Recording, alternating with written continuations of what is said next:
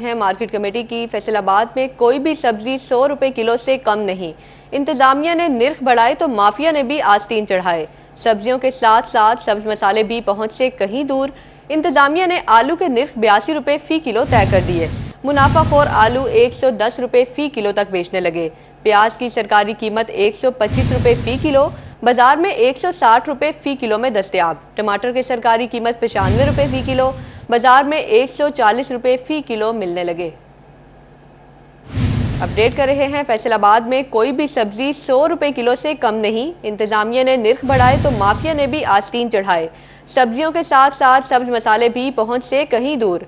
इंतजामिया ने आलू के निर्ख 82 रुपए फी किलो तय कर दिए। मुनाफाखोर आलू 110 रुपए फी किलो तक बेचने लगे। इसी पर मजीद बात करते हैं हमारे नुमाइंदे मोहम्मद अली नारो से। जी अली, फैसलाबाद में अगर सब्जियों की कीमतों की बात की जाए तो जो सरकारी निर्ख हैं वो तो हैं ही, लेकिन उनसे बढ़कर जो गिरा फरोशी है, यूं कह ले कि जो सीजनल सब्जियां हैं वो भी अब सस्ती होती दिखाई नहीं दे रही। इस वक्त मैं शहर की बड़ी मंडी गुलाम मोहम्मदाबाद सब्जी मंडी में मौजूद हूं, जहां पर 100 रुपये से नीचे कोई सब्जी मौजूद नहीं है। अगर उसकी कीमत 100 रुपये से कम भी है तो फिर भी वो 100 रुपये से जायद में ही फरोख्त की जा रही है। सीजनल सब्जियां हो या नॉन सीजनल हो, कीमतें आसमानों से बातें करती हुई दिखाई दे रही हैं। जो शहरी हैं वो खासे परेशान है कि सस्ती सब्जी अगर मंडी से भी नहीं मिलनी तो किस जगह से मिलेगी। आरती मेरे साथ मौजूद है, बात कर लेते हैं। जनाब बताइएगा क्या मामला हुआ है सब्जियों की कीमतों के साथ? सब्ज मसाला जात हो, लहसुन हो, प्याज हो, कोई सब्जी हो, इससे हटकर खीरे मूलियां तक हो, वो भी 100 रुपये से ऊपर मुयसर है। क्या मामला है? पहली वजह तो ये है कि इस वक्त फैसलाबाद में कोई मकामी सब्जी की कोई पैदावार नहीं है, सिर्फ साग और पालक है, वो 40-50 रुपए किलो है। बाकी तकरीबन जो भी सब्जियां हैं ये दूसरे शहरों से आ रही हैं। और सबसे बड़ी वजह जो ये है कि जितने भी गांव हैं उनका जितना रकबा है, हर गांव में तकरीबन 5 से 6 मरबे रकबे पे कॉलोनियाँ बन चुकी हैं। महकमा FDA की मिली बकत से फैसलाबाद में नहीं, पूरे पाकिस्तान में हर जगह पे नई कॉलोनियाँ जो हैं वो तमीर हो रही हैं और जो ज़रई रकबा है वो बिल्कुल ख़त्म हो रहा है।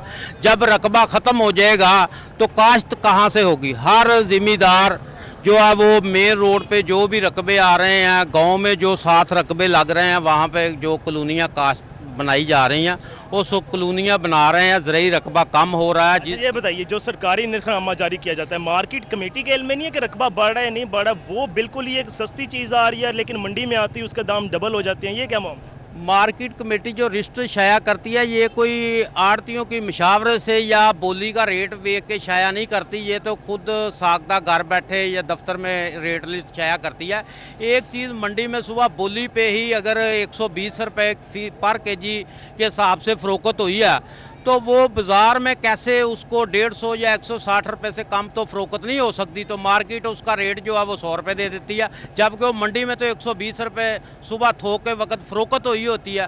तो लिहाजा ये जो मार्केट कमेटी जो रेट दे रही है, रेट लिस्ट, ये खुद साख्ता रेट लिस्ट खुद साख्ता है। जनाब आप बताइएगा, सब्जियों की कीमतें तो बढ़ती जा रही हैं, कारोबार कैसे हैं ऐसे में जो मंडी का रुख करते हैं शहरी ये सोच के मंडी से कम उनको सस्ती चीजें मिल जाएंगी? यहाँ पर भी 800 रुपये 900 रुपये अदरक है और अदरक थाईलैंड तो 2000 के करीब पहुंचा हुआ है। समझ में आती है ये चीजें? जी, ये तो कोई भी नहीं समझ में आ रहा। अब 3 दिन पहले अदरक का रेट जो मंडी में था 1600 रुपये से लेकर 2500 रुपये किलो तक फरोख्त हुआ है। ठीक है, बाहर जो लेकर जाते हैं वो जाहिर है वो भी महंगा ही फरोख्त करेंगे। अब अदरक कम था उस दिन, ठीक है, कोई अफसर आ जाए, ठीक है, वो अपना दुकानदारों को तंग करते हैं, मार्केट रेट लिस्ट के मुताबिक फरोख्त करें। लेकिन जब पीछे से अदरक महंगा मिलेगा तो वो कैसे उस रेट पर लिस्ट फरोख्त करेंगे? किस तरह बेचेंगे? जनाब आप भी आ जाए, आरती हैं आप भी। शिमला मिर्च की कीमत हो या कोई भी हो, शिमला मिर्च की कीमत 320 रुपये के लगभग है, 400 रुपये के बेची जा रही है।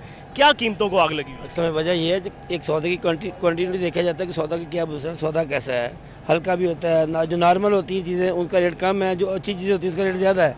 जो मार्केट कमेटी है वो सौदा नहीं देखती, वो घर बैठ के रेट बना देती है। जो चीज़ 400 बेच देती है उसका रेट 300 पे दे देती है।